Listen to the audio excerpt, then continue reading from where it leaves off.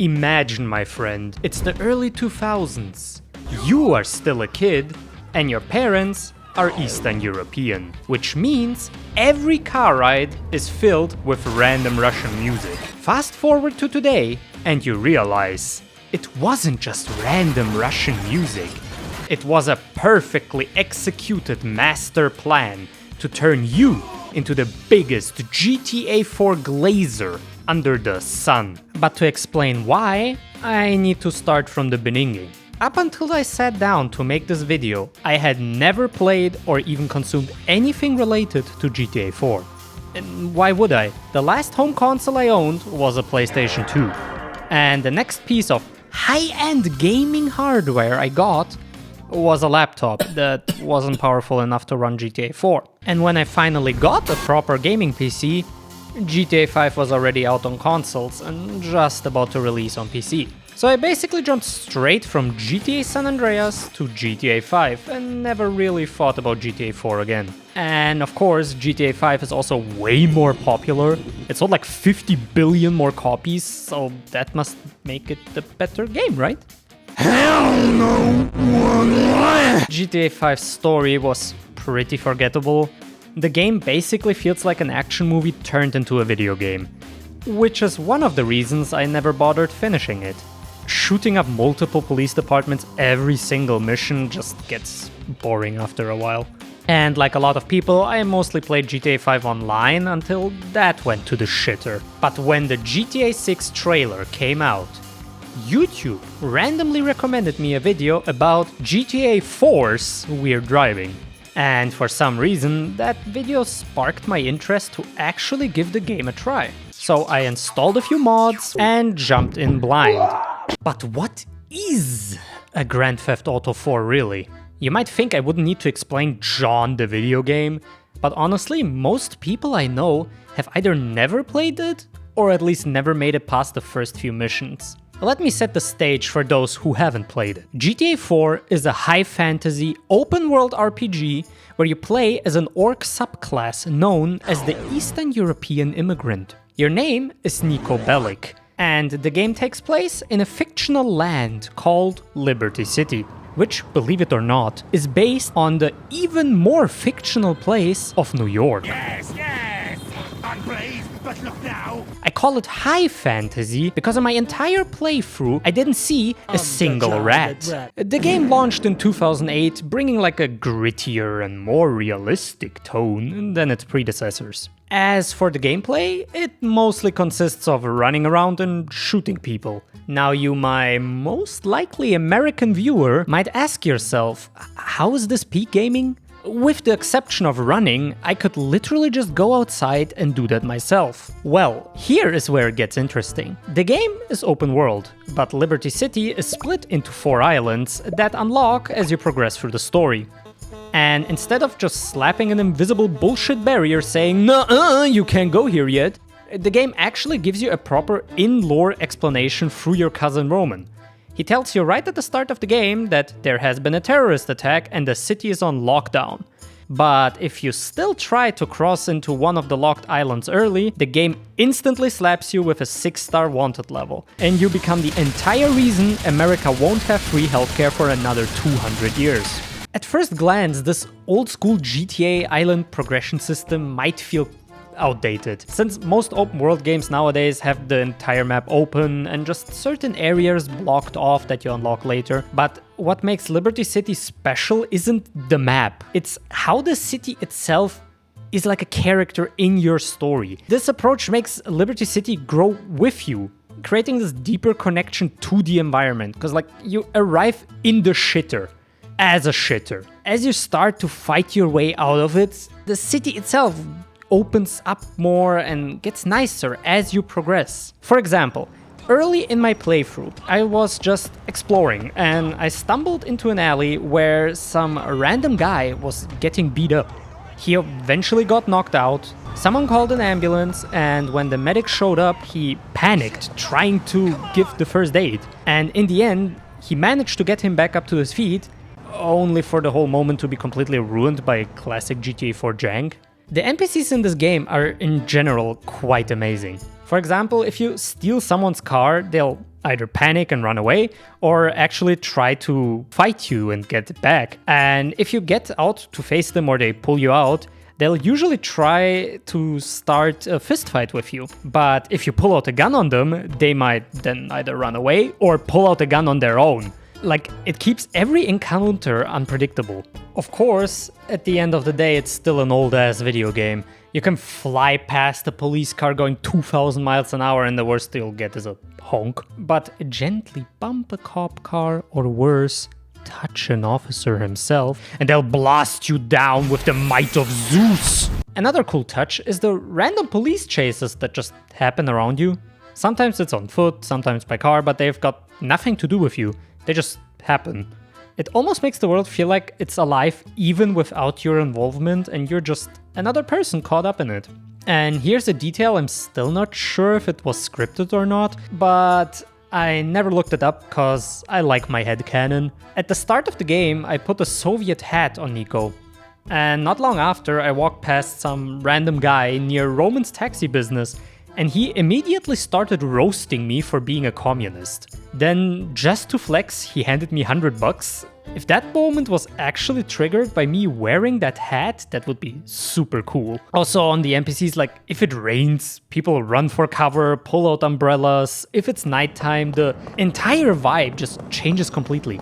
Walking around Liberty City at night, like, especially if you head into the fully functioning subway system, it's just so gritty, gloomy, and atmospheric. It honestly feels depressing, but like in the best possible way. And speaking of the subway system, how else would you fast travel in a game set in New York? Of course, either by subway or taxi. That's something I really love about older games, like they commit to their world. You can't just open a menu and teleport anywhere like in modern games, because apparently if something is slightly inconvenient, people will quit playing your game. And taking a taxi isn't just pressing a button and instantly appearing at your destination. Sure, you can do that for a slightly higher fee, but you can also have the option to just sit back and watch the driver take you there. You can look around, take in the scenery, and just exist in the world. But there is one little annoying issue with the system, and before I explain that one, I need to give you some context. In GTA 4 you can hang out with people you meet during the story or online, in all sorts of places like bowling, darts, restaurants, whatever. And do that enough times and they'll start to like you, unlocking special abilities that you can call them for. For example, if you date this Hispanic girl long enough, she will literally give you the ability to call her and she'll cast a healing spell on you over the phone. And that's quite useful because as far as I know, the only other ways to heal mid-mission are to either buy food or find a medkit somewhere. Here is where the issue comes into play. I didn't really hang out with Roman for a big part of the game. So whenever I wanted to fast travel, I had to manually run around and find a taxi. And sometimes there just weren't any around. But if you hang out with Roman enough, he'll eventually give you the ability to call him and he'll send you a taxi to pick you up for free. Then there's also this one girl who's just ridiculously hard to find if you don't look it up online. She's not in the story, she's not even on like the in-game dating website, she's on fucking Craigslist. And once she finally likes you enough, her big ass reward is a slight discount at clothing stores. That's it. I spent about 2 hours trying to figure that out.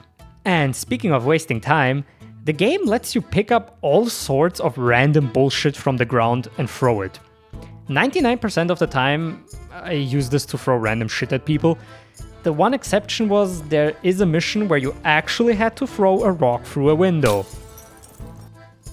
Wow. But honestly, purposefully bumping into people so they drop their coffee cups and then throwing that coffee cup right back at them is just peak video game. But you know what isn't a waste of time? Progression. A nice, simple progression system. Of course, you progress through the city itself, starting in the poorer, rougher neighborhoods and eventually making your way into the wealthier downtown districts and suburbs. And the cars you see on the street change with it as well. And it just makes sense. Expensive Expensive cars start showing up in expensive neighborhoods. But interestingly, car progression is also tied directly to the missions. For example, I already had the Big City Island unlocked, but the Lamborghini only started spawning on the streets after I unlocked it through a mission. And speaking of car progression, there isn't any in GTA 4. You can't technically own a car. What you can do is acquire one and then put a tracker on it, which basically marks it as yours. After that, the car will spawn near you after missions and show up on your map, but if you crash it or it gets destroyed, that's it. You'll have to get another one. Honestly, I kinda like this system because it made me actually drive way more carefully whenever I was using my own car. Even then, losing a car doesn't hurt that much, because the truth is there isn't really a whole lot to spend your money on in this game. After the big bank heist, you'll be rolling in so much cash that you literally can't spend it anywhere. Because there's barely any customization. Cars can only be resprayed in different colors and that's it. Sometimes you'll find like a rare modified version of a vehicle on the street, but you can't change or upgrade anything yourself.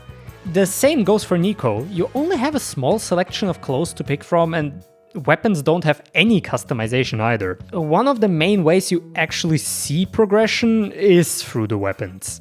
That system is very straightforward. You unlock or find a weapon and later in the game you'll encounter its upgraded version. You go from like small pistol to big pistol, from pump action shotgun to full auto shotgun. From basic hunting rifle to I still can't see shit because the scope barely zooms in. And speaking of weapons, another cool detail is that you can find most, if not all of them, while exploring the map or during the missions.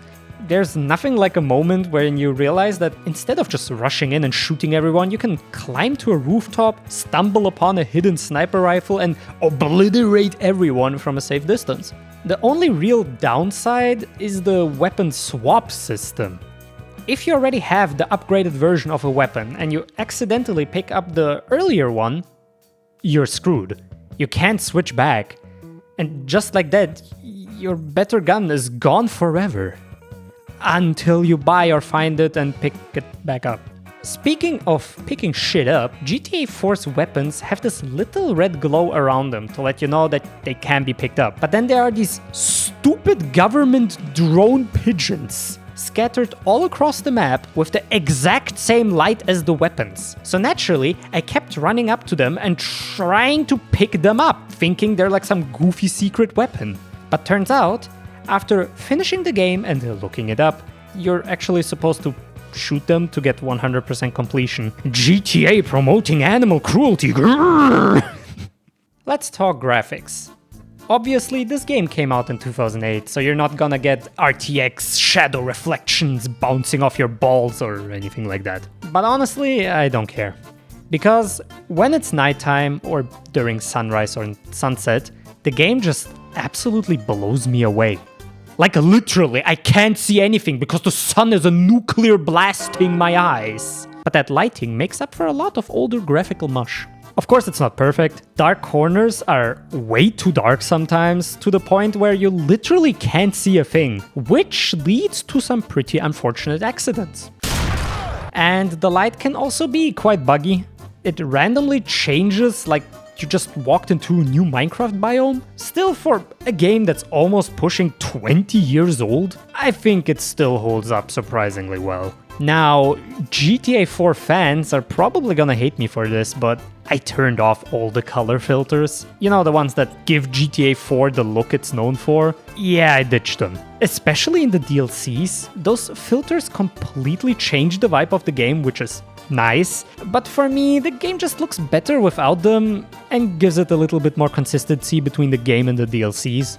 I should mention that one of the biggest changes in the mod pack I used was upgraded graphics and lighting. Since I'm just talking about the game as I experienced it for the first time, I think that's fair to include. There's also rumors going around about Rockstar making a GTA 4 remaster, but honestly, I wouldn't get my hopes up too much. Their record with remasters is dog shit.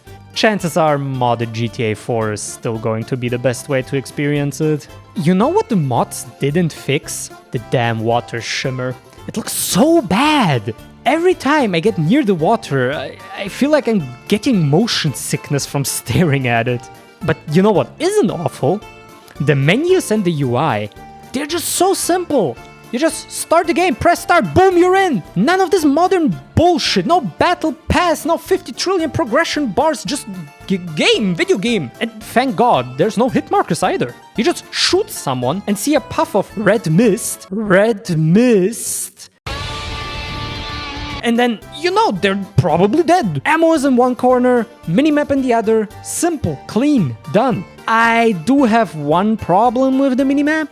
The navigation while driving is a little too realistic. Like, I'm driving the wrong way down a one-way street. It just turns off and stops guiding me. Bro, like, even in real life, GPS doesn't do that, especially back then. And speaking of GPS, you can have it voiced as well. Just don't. It sucks. You may have heard of this before, but GTA 4 has a wild physics engine that was surprisingly impressive for its time. And my absolute favorite part of that system is the driving. The cars feel weighty, and there's like actual differences between the vehicles, not just this one turns better and goes faster in a straight line. An SUV has a higher center of mass, which makes it much more likely to roll over, while a normal sedan handles completely different. You don't need a tutorial to tell you this either. You can literally see and to an extent feel the body roll. Sure, it's a little exaggerated, almost like every car is filled with water sloshing around, but it makes driving more challenging, which is good. In most open world games, you just grab the fastest car you can find and you just stick with it. But in GTA 4, that's a huge mistake.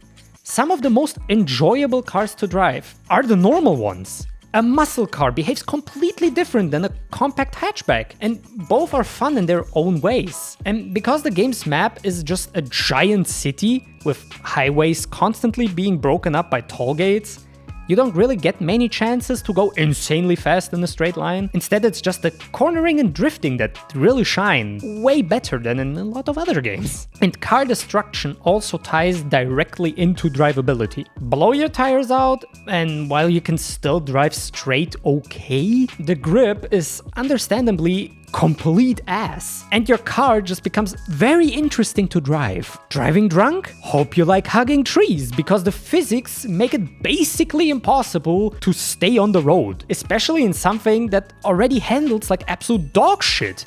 Looking at you SUVs. Rear-wheel drive versus front-wheel drive also matter. The NPC cars even use their turn signals sometimes, just to remind you how unsettlingly realistic all of this is. And the game fully prioritizes weight and inertia. If you're in a light car going very fast, you can still ram into a bus and yeet yourself like into another dimension.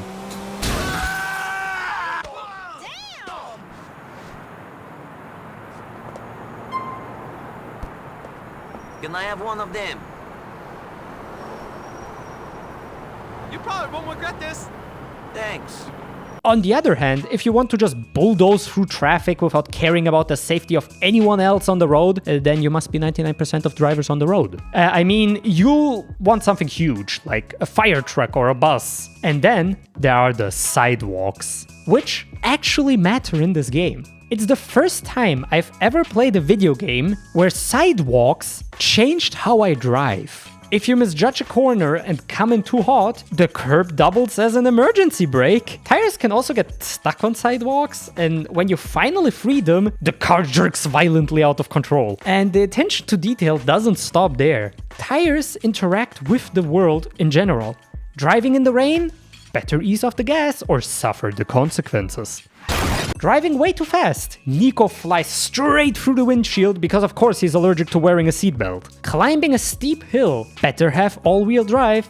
That's the SUV's one redeeming quality. They're significantly better at tackling steep hills than any sports car, of course. Crashing the front of your car during like a chase. good luck, because that engine block might have just turned into scrap metal. That's why in all the escape missions, I'd actively prioritize rear-engine cars. So when the inevitable accidente happens, there was a higher chance for the engine to survive. And speaking of cars, GTA 4 has just a ton of signature vehicles from the 2000s. Obviously, Rockstar didn't license the real manufacturers, so everything is like a parody brand. For example, the Benefactor Schafter looks like someone mashed the front of an S-Class with the back of an E-Class. Others are very close to the real cars though, like the Sentinel, which is basically a BMW E46. And since my family actually used to own one, it became my go-to vehicle to use. Also, it's like the prime Eastern European dream car, so it fits Nico very well. Plus, you can find rare modified versions of cars too, like the Sentinel XS, basically a fully riced out Sentinel.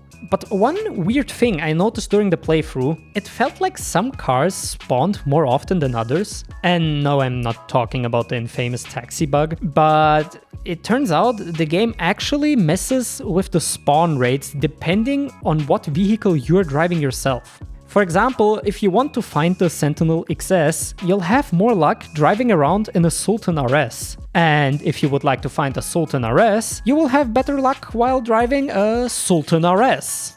Of course, there are other vehicle types in the game as well, but I'm not really a bike, boat, or helicopter guy. The only thing I can tell you about helicopters is, I don't know if I'm just stupid, but it literally took me until 40 hours into the game to finally learn how to fly one without crashing every 5 seconds. I might not know much about bikes either, but they do have one really cool mechanic. You can lean forward and backwards while riding. Leaning backwards helps you gain more speed, while leaning forward lets you brake faster by shifting your weight onto the front tire. The downside, if you overdo it, you just take off and die.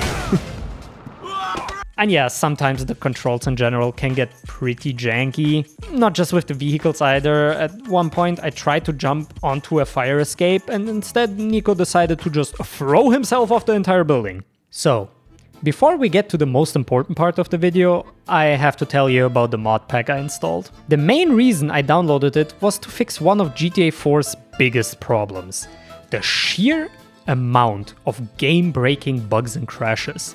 They're completely random, and of course they always happen when you least expect them. The mods took care of most of those problems and added a ton of quality of life fixes. For example, earlier I mentioned how in the base game you can't really spend your money on much. The mod changes that by making everything a lot more expensive. That means, especially in the early game, you actually have to be conservative with your ammo and pick it up from enemies after you deal with them. The vanilla game is also clearly aimed at very casual players, so it wasn't really challenging at all. Fortunately, the mod tweaks the combat to make it a bit tougher. Guns deal more damage across the board, yours and the enemies. Basically, any gun in the game can one-shot headshot, which makes firefights a little bit more intense. Of course, aside from the things I've mentioned, there are probably over 100 other additions and improvements. If you want to play GTA 4 yourself, I definitely recommend using mods. Or like this mod pack specifically. I'll link a video down below that goes into more detail about it. But the most important reason to get this mod pack is the radio. More specifically, the ability to downgrade the radio. Because of licensing issues, Rockstar had to remove and replace a bunch of songs in later patches. And the worst part about it is that almost all of Vladivostok FM's tracks got yoinked. You might be wondering why it even matters that one radio station lost most of its songs. Well, that actually ties into the whole reason I even decided to make this video. Remember in the intro when I talked about listening to random Russian music throughout my childhood? So imagine this. I'm playing GTA 4, just casually driving around, switching through the radio stations, and eventually I land on Vladivostok FM. And the song Linia Жизни by Spleen starts playing. And I'm like, hold up, I know this song. I've heard it hundreds of times in my life. Later that day, I asked my mom about it, and she explained me that the song was part of the soundtrack of a slightly famous Russian movie called Brat. So naturally, I decided to watch both Brat movies with a friend. They're on YouTube, by the way, like basically any Russian movie. And while watching them, I realized something. GTA 4 itself, especially the beginning, is heavily inspired by those movies. But I'll go more into detail about that in the story section. I also randomly found out that Niko Bellic's appearance was partially inspired by Sasha, the antagonist from Behind the Enemy Lines. Another slightly less impactful but still absolute banger song from Vladivostok FM's lineup is Grupa Krovia by Kino. I first heard it in Stalker, and later in a War Thunder trailer. They made a special version of that song for one of their update trailers back when I still played the game regularly.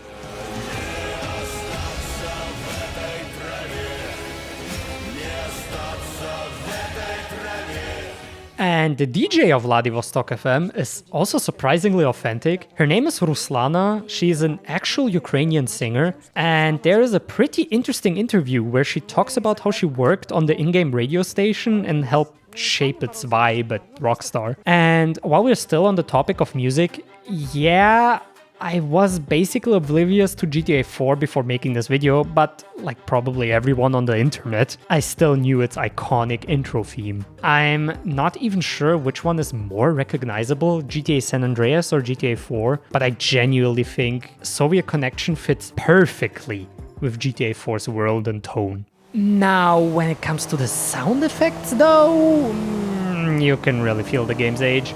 The guns and the cars sound complete ass. It was fine for the time, but today it's easily the weakest part of the experience. That said, it's not all bad. Because you sometimes hear a sports car violently accelerating across the city, and the sound just echoes between the buildings. It sounds surprisingly realistic and just gives this world a huge city vibe. And even though the sound design kinda sucks, the echoes under the bridges still sound pretty good. I'll be honest, I don't really know how to make the next few points flow nicely together, so I'm just gonna talk about some random details I didn't know where else to put into the video. Because seriously, the detail in this game is insane, even by today's standards. One of the first details I noticed, and the one that made me start looking for more, was that if you're driving around with a character who smokes a little bit of Zaza, and you open the car door, there will be smoke coming out of the car. But if you break a window, for example to shoot out of it, the smoke will gradually leak through the open window. It's such a tiny detail, but for some reason it just blew my mind. You'll sometimes see random people standing next to their cars with the hood open. Try jumping into one of those vehicles and chances are it's not gonna start. Even car parts can take damage separately, like police sirens. They can get smashed independently of the rest of the car. And speaking of sirens, I've got a mouse pad with some RGB lighting. And when I switch on a siren in the game, the light on my desk starts flashing along with it. I know a lot of modern games do this kind of thing, but seeing an old-ass game like GTA 4 use this feature was very cool. There's also this mission where you drive around with a Russian guy named Dmitry, and if you change the radio station to Vladivostok FM, he actually comments on it, saying he used to listen to that stuff when he was younger. Little moments like that make me realize just how reactive this world is. Even in small things, the realism is still impressive. For instance, if someone calls you while you're in the car, you'll hear interference noises cutting through the radio from the phone signal. The first few times that happened, I actually thought something was wrong with the game or my sound equipment, but then I remembered the time this game actually plays in. You can also choose to leave your car running when exiting it by just tapping F, or hold F down and turn off the engine before getting out. I actually did that most of the time for immersion's sake, even though it had no point and just made my getaways more inconvenient. And that level of detail extends into the missions too. There's this bank robbery mission I failed way too often because of a few bugs. So, because of the very cool checkpoint system that doesn't exist, I had to keep driving back over and over, but the dialogue changed with each attempt. And after a few retries, the characters basically gave up and just said, you know what, no talking, let's just listen to the radio. Okay man, we're listening to the radio on this journey.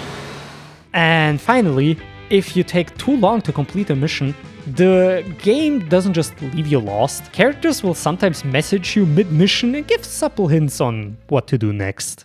Now we come to the bug section. I already mentioned a few issues that the mods managed to fix, but what about the ones even the mods couldn't handle? For starters, I can't tab out of the game when it's in full screen. Well, technically I can, but my mouse gets stuck in the game window and I have to do some satanic incantation level magic bullshit to free it. Basically, I have to hold like my mouse down and then spam the alt tab, but it's annoying. And there's also this bridge in the game. When you reach the part where it starts to descend, cars start loading in before you can see them, but they spawn on top of the existing cars. So there's almost always someone driving like in the wrong direction or just crashing instantly. Then there was this one time where my car just refused to move, no matter what I did. Completely dead. It took me multiple restarts of the game to get it moving again. And then there's of course this well-known bug. The bank robbery I mentioned earlier was also full of bugs. The characters that were supposed to follow me through the mission just got stuck everywhere and I couldn't progress. And when I finally got through it and got out of the subway, there's a car parked right in front of you, so you can use it as a getaway vehicle. But if you get in, the tires instantly start catching on fire, and your teammates who try to get into the car also catch on fire. Performance also tanks like crazy, even though my PC is very good. And of course, the most recognizable GTA 4 bug of them all, NPCs and you just walking into the car multiple times before finally getting in. The DLCs, especially the Ballad of Gay Tony, were even worse on top of all of that. The special sniper is completely broken because the sight just doesn't point towards what you want to shoot, and crashes happen like 10 times more often than they already did. In one mission it got so bad I literally couldn't finish the game. I tried tons of fixes, but it always crashed at the exact same moment. In the end, I had to download a save file from someone who had already beaten that exact mission so I could continue. It's still surprising to me how easy it was to find that save file. I really thought I would have to watch the rest of the DLC on YouTube though. And speaking of annoying stuff, I'll say it again. The sniper zoom is in general just pathetic. I've got a huge ass high resolution monitor and I can't see anything. Like bro, if I wanted this kind of experience I go back playing War Thunder. How did people even see anything with the tiny ass screens back then? And this next thing still annoys me in modern games as well. You'll be driving to a mission while having a conversation with someone, but if you arrive too quickly, it just cuts the dialogue short. Like, bro, just let it play out. I don't want to sit in front of the mission marker like an idiot waiting for the dialogue to finish. Just let me drive or walk in and let the dialogue finish and give me the option to skip it if I don't want to hear it. I also heard someone say this next thing was a positive, but like, no? Why is the weapon and radio station selection only like two-way cycling? At least you can skip the songs and go back inside the radio stations, but like make it a wheel. A weapon wheel is also much better, especially once you got like tons of options. Sure, number keys are fine on PC when you like have 5 options like in Battlefield, but GTA has 8. Do you really think I have the mental capacity to remember 8 different weapons without visually seeing them? Same goes for the radio stations. I scroll that mouse wheel like a goddamn gambling streamer hoping I land on the station I want. Also, have you ever heard of Roman wanting to go bowling with you? Yeah, fuck that shit. Because bowling and pool are so bad in this game. You have to move your mouse forward and backwards to throw the ball or poke with the stick. And it registered it so bad, I literally only played darts my entire playthrough. But that's enough about the negatives. I still think the positives massively outweigh them. And aside from a personal bias with the childhood music, GTA 4's highlight is definitely the story. I can't prove it, but I'm pretty sure the story was heavily inspired by the Russian movies Brat 1 and 2. I think it makes most sense to start with a quick summary of those movie plots, so you understand why I came to that conclusion. If you don't want any spoilers for the movies or the game, you can skip ahead. Danila Bagrov, recently discharged after serving in the First Chechen War, spawns in the middle of a film set and gets into a fight with the security. After being let go by the police, he then returns home just for his mother to shit-talk him into traveling to St. Petersburg to seek out his older brother Victor, whom she can't stop glazing and believes will help him make a living. In St. Petersburg, Danila first can't find his brother, so he befriends various people around the city. Eventually he meets up with his brother and he learns that Victor is actually a contract killer. Victor also just got a job from a mafia boss called Krugli to kill a Chechen mobster. But he asked too much money for it, so Krugli ordered his men to kill Victor after he finishes the job. So to protect himself, Victor tricks Danila into taking the job on for him.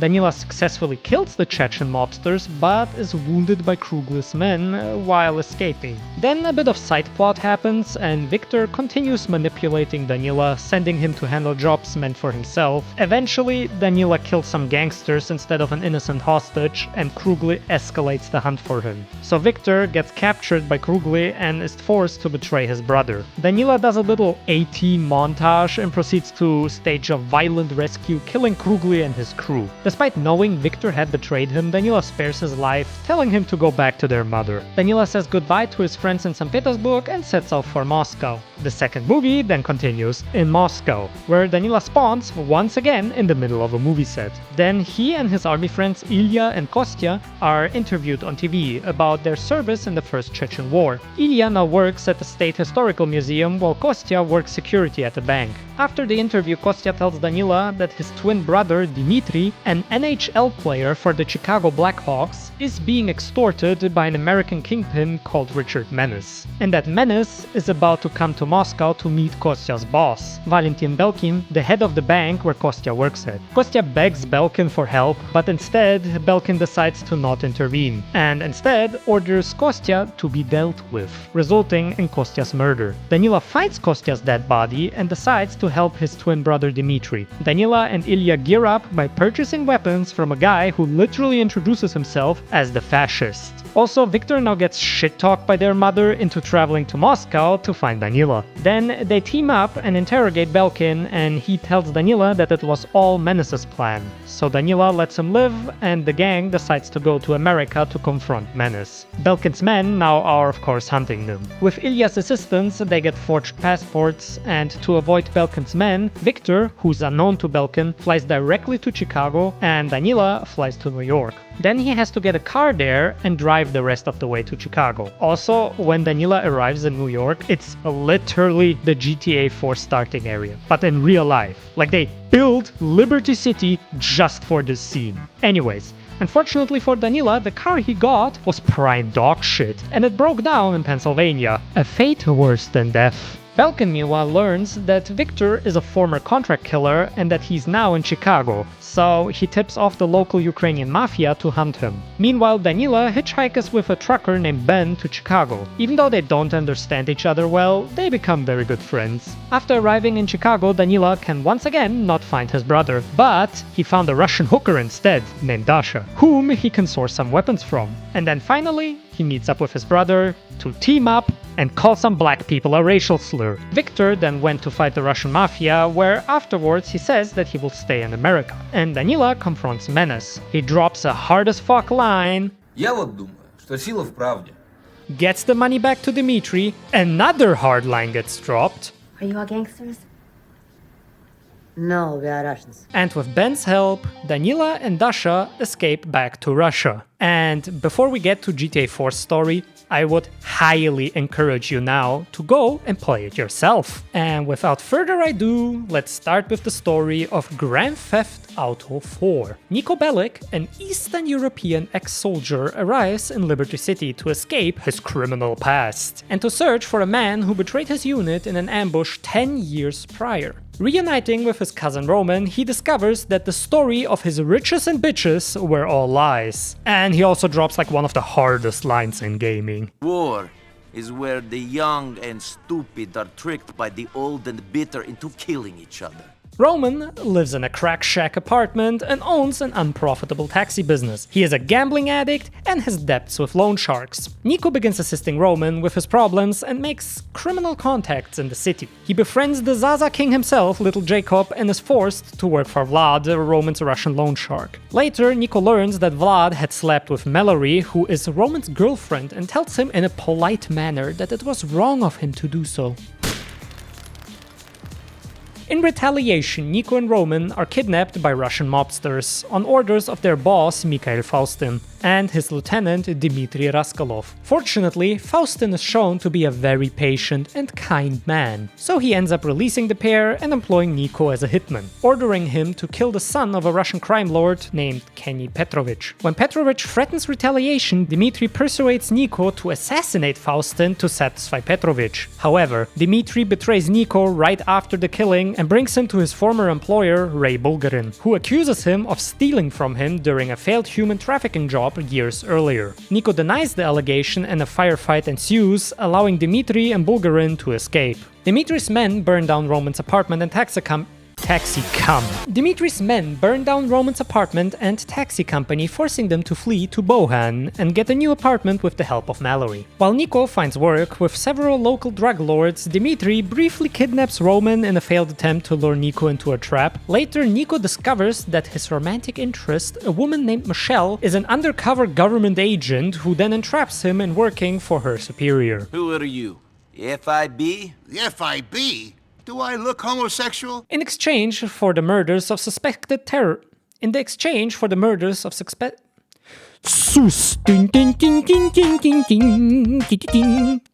In the exchange for the murders of suspected. In the exchange for the murders of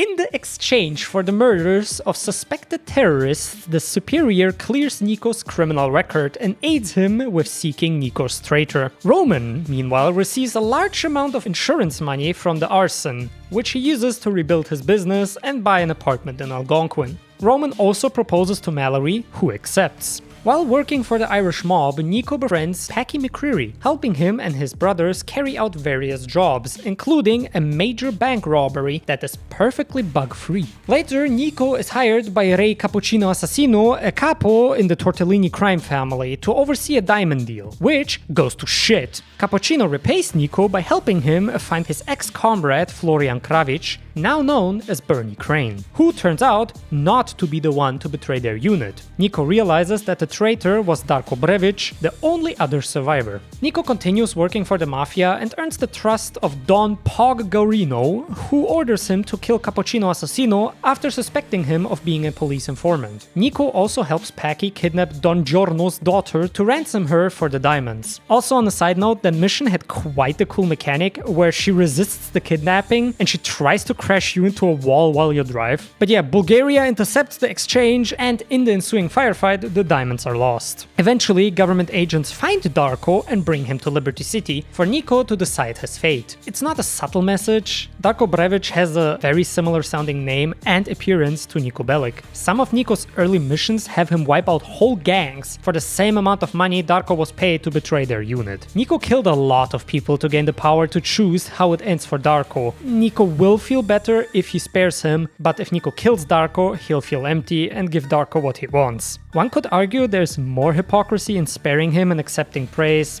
but on the other hand, if Nico wants to stop being a killer, he has to start somewhere, so I of course spared him. Afterwards, Nico is summoned by Tortellini for a final favor, to help with a highly lucrative heroin deal with Dmitry. Learning Dmitry is aboard the ship Nico came into America with, you must decide to either work with Dmitry or kill him. If you agree to the deal, and by the way, Roman wants you to, Dmitry betrays you again. No way! Kills Tortellini and sends an assassin to kill Nico at Roman's wedding, but the assassin will accidentally kill Roman instead. If you choose revenge, you kill Dmitry,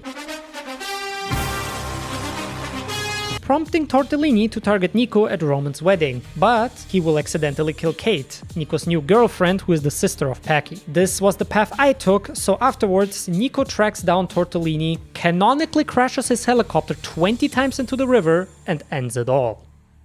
And finally, The DLCs. First off, I'm not going to get deep into the stories. They don't really matter to the main plot of GTA 4. It was cool to see certain missions play out from different perspectives, and some of the new characters were genuinely very funny. But overall, the big takeaway is how you can clearly see the evolution from GTA 4 to GTA 5. The free playable characters and even a lot of the gameplay ideas in GTA 5 already existed in GTA 4 through its DLCs. So instead of the story details, I'll focus on what the DLCs actually changed or added to the base game. The DLCs itself are technically separate games, which means the entire map is already unlocked from the start, and there are even small changes here and there. They're also much shorter than the main game and get straight into the big action right away. Like I mentioned earlier, the UI and color filters are different, and new menu songs were added to give each DLC a unique vibe.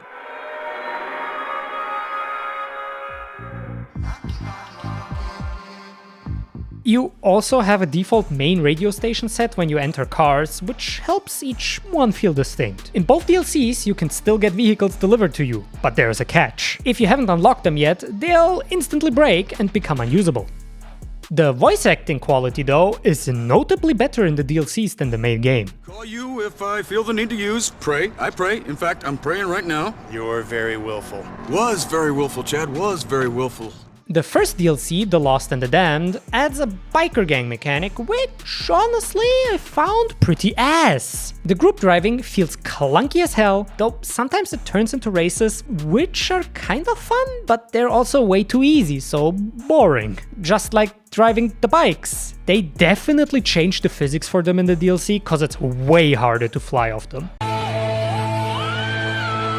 You also get spammed with messages almost every mission reminding you to call your gang for backup, which is one of the additions to the DLC. But the real highlight of The Lost and the Damned for me was the automatic shotgun. There was this mission where you ride on the back of a motorcycle, and for some reason I could use my auto shotty while it had infinite ammo. The story itself was fine, I guess. I really disliked how they just killed your main buddy off screen. Just one sentence mentioned him and that's it. And fun fact, this DLC is the only place where you can actually see full-on cock and balls. The Lost and the Damned was generally seen as the lesser DLCs of the two GTA 4 DLCs, but for some stupid-ass reason, Rockstar decided to kill off the main character Johnny at the start of GTA 5 to introduce Trevor and make him seem strong or something. But to me, it just felt like insulting the few fans this DLC had. Now onto the more popular DLC, The Ballad of Gay Tony. This one added a ton of fun new weapons, like a slightly less auto shotgun, but with explosive shells. The gameplay itself feels like a prototype for GTA 5. It just goes completely over the top compared to the main story. You steal a heavily armed helicopter, nuke a yacht with it, steal a goddamn New York train, fight the entire police of Liberty City with a tank and other shit like that. I just realized that's all Yusuf missions. God. Also, you play as the CEO of Sex himself. One of the main reasons I like the DLC slightly less than the main game is that the radio downgrader didn't work for me. So, while playing the DLCs, I had this whack-ass version of Vladivostok FM. Conclusion. Me listening to the soundtrack from a random Russian movie as a kid, which also happened to share songs with GTA 4, gave me a wild nostalgic feeling that made me fall in love with this old video game. And it's just an enjoyable game in general. You get drunk, drive over 7 people, shoot the authorities, and then you get home and relax with GTA 4. Drive around and eat some glizzies.